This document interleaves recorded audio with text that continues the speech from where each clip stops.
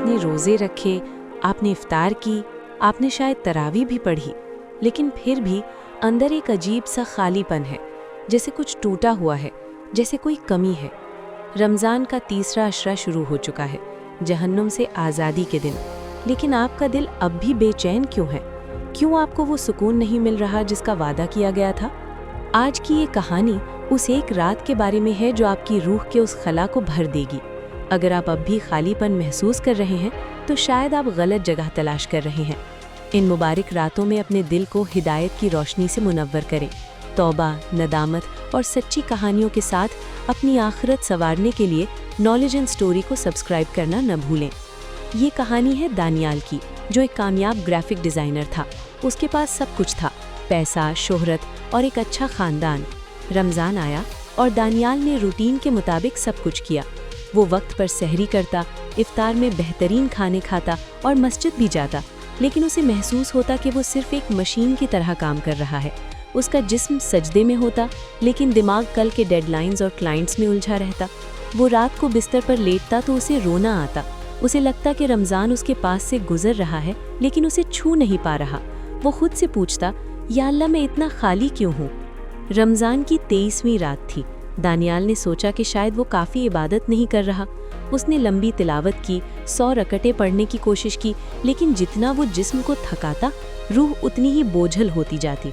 उसे लगा कि शायद अल्लाह उससे नाराज़ है। शायद मैं इस लायक ही नहीं कि मुझे वो सुकून मिले जो दूसरों को मिलता है। उसने सोचा, यही वो मकाम है जहाँ हम में से अक्सर लोग गलती करते हैं। हम मिक़दार यानी क्वांटिटी पर तवज्जो देते हैं, मयार यानी क्वालिटी पर नहीं। हम अल्लाह से ज़्यादा अमल से जुड़ जाते हैं। दानियाल का नफ्स उसे थका रहा था ताकि वो मायूस होकर हिम्मत हार दे। थक कर दानियाल मस्जिद के सहन में एक सुतून से टेक लगाकर बैठ गया।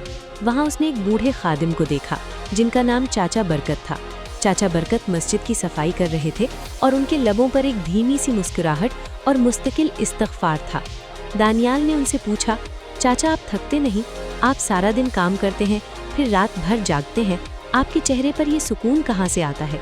मैं तो सब कुछ करके भी खाली हूँ। चाचा बरकत ने सफाई रोककर दानियाल के कंधे पर हाथ रखकर कहा, बेटा तुम प्याले को बाहर से धो रहे हो, लेकिन प्याला अंदर से गंदा है। जब तक अंदर का कचरा यानी अना, तकब्बुर, दुनिया की मोहब्बत और लोगों का खौफ बाहर नहीं निकालोगे, अल्लाह की रहमत का नूर इसमें कैसे ठहरेगा? तुम अल्लाह को ढूंढ रहे हो, लेकिन अपने नफ्स को साथ लेकर आ रहे हो। इसे बाहर छोड़ कर आओ। दानियाल को लगा जैसे किसी ने उसके दिल पर ठंडा पानी डाल दिया हो। उसने महसूस किया कि वो खाली इसलिए था क्योंकि उसका दिल दुनिया की फिक्रों से भरा हुआ था। वो दोबारा मुसल्ले पर बैठा। इस बार उसने तस्बीह नहीं गिनी, उसने रकतें नहीं गिनी। उसने सिर्फ अपना सर सजदे में रखा और कहा, या अल्लाह मैं कुछ भी नहीं हूँ, मैं थक गया हूँ खुद को साबित करते करते, मुझे सिर्फ तू चाहिए। उस रात पहली बार दानियाल को अपनी रूह के अंदर एक रोशनी महसूस हुई। वो खालीपन जो उसे सालों से खा रहा था, एक अजीब से इत्मीनान में बदल गया। वो रात उसके लिए लैलतुल कद्र बन गई, क्योंकि उस रात उसने खुद को खोकर अपने रब को पा लिया। दोस्तों, अगर आप इस रमज़ान में अब भी खालीपन महसूस कर रहे हैं तो जान लें कि ये खालीपन एक इशारा है। अल्लाह आपके दिल को दुनिया से खाली कर रहा है ताकि वो इसे अपनी मोहब्बत से भर सके। हम अक्सर अल्लाह से उसकी नेमतें मांगते हैं, लेकिन खुद अल्लाह को मांगना भूल जाते हैं। ये आखिरी रातें परफॉर्मेंस देने के लिए नहीं है, ये सरेंडर करने के लिए है। अपनी गुनाहों का एतराफ़ करें, अपनी कमज़ोरी को तस्लीम करें और अपने रब के सामने टूट जाएं। टूटे हुए दिल ही वो मकाम है जहाँ अल्लाह रहता है। वो रात जो सब कुछ बदल देती है वो दूर नहीं है, वो शायद आज की रात है या कल की। बस अपने अंदर के शोर को खामोश करें ताकि आप उसकी पुकार सुन सकें। अपने खालीपन से मत डरिए, इसे अल्लाह की तरफ जाने का रास्ता बनाइए। अगर इस कहानी ने आपको थोड़ा सा भी सुकून दिया है तो इसे अपने प्यारों के साथ शेयर करें, लाइक करें और हमारी इस जर्नी का हिस्सा बनने के लिए नॉलेज एंड स्टोरी को सब्सक्राइब करें। दुआ है कि ये आखिरी अशरा हमारी रूहों को रोशन कर दे। आमीन।